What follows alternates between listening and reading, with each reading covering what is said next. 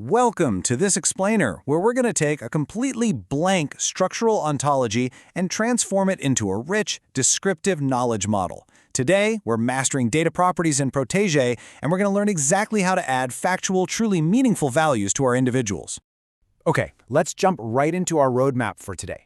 We'll be hitting 5 key areas. First, what actually are data properties? Second, the critical difference between data and object properties. Third, setting up domains, ranges, and data types. Fourth, a step-by-step tutorial inside Protégé. And finally, some crucial best practices and common mistakes.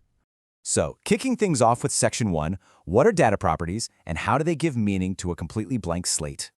Picture this for a second. You've created a class called Student, and sitting inside that class, you've got this completely blank entity called student_001. Now, how exactly do you describe them? Well, without data properties acting as our descriptive adjectives, we know absolutely nothing about this entity. We don't know their name, we don't know their age or their email, we don't even know if they're actively enrolled. An individual without data properties is, literally, just an empty placeholder. And that brings us to the solution. Data properties are essentially the bridge. They connect our completely blank individual to literal, factual values. By taking a property like hasName and assigning it the value Daniel Smith using a string data type, or taking hasAge and tying it to 21 using an integer data type, we are finally giving student 001 a real identity. We're not just throwing around abstract concepts anymore, we're modeling concrete, descriptive information. Moving right along to Section 2, Data versus Object Properties. Let's break down these essential W3C OWL rules. Now, if you've been working with OWN ontologies, you know there are 2 main types of properties, and mixing them up is a huge roadblock. On one hand, we have data properties. You can think of these as adjectives describing a literal value. They connect an individual directly to a raw fact, like saying student_001 has an age of 21. On the other hand, we have object properties. These act a lot more like verbs that connect 2 completely distinct individuals together. For example, student_001 is enrolled in a computer science course.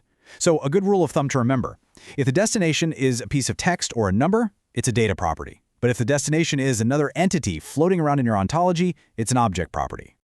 All right, Section 3, Domain, Range, and Data Types. Let's talk about setting up some much-needed guardrails.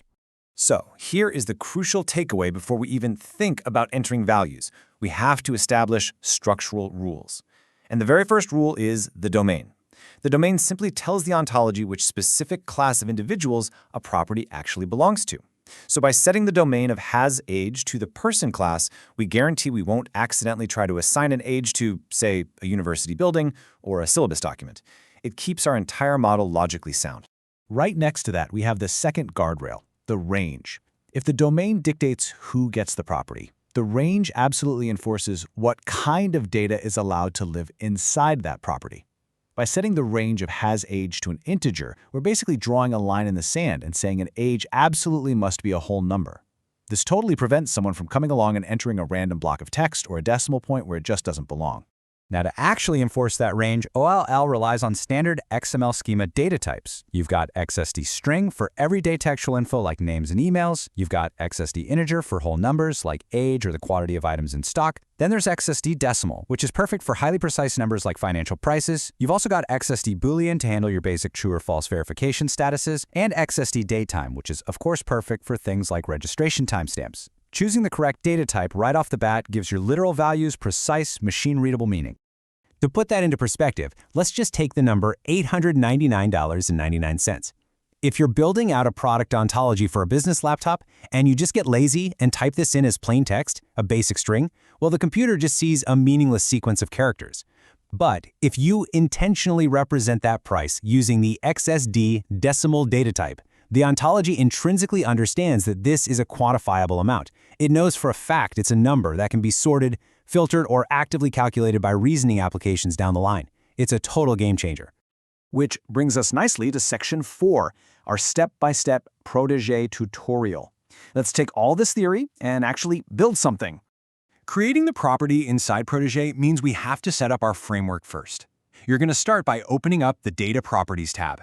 Then, go ahead and create a brand new property using a really clear, meaningful name, So use something like hasName rather than a vague placeholder like property1. Finally, you'll lock in those crucial domain and range axioms we just talked about. This tells Protégé exactly how this specific new property is supposed to behave.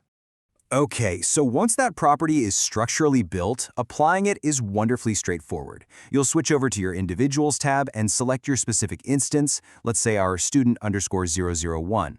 You're going to find the section labeled Data Property Assertions and just hit that little plus button.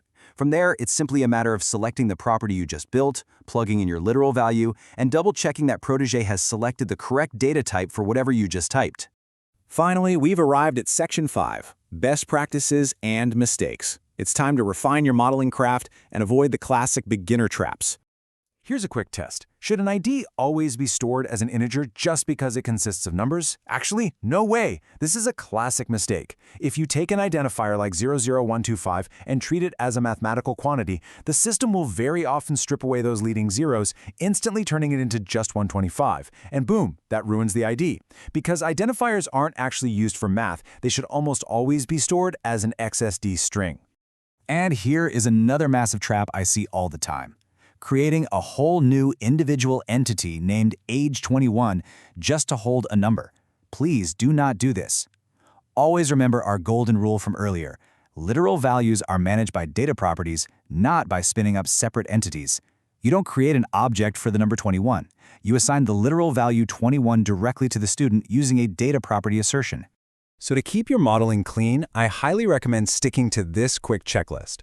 Always use crystal clear property names. Always match your range data type to the actual real-world meaning of the data.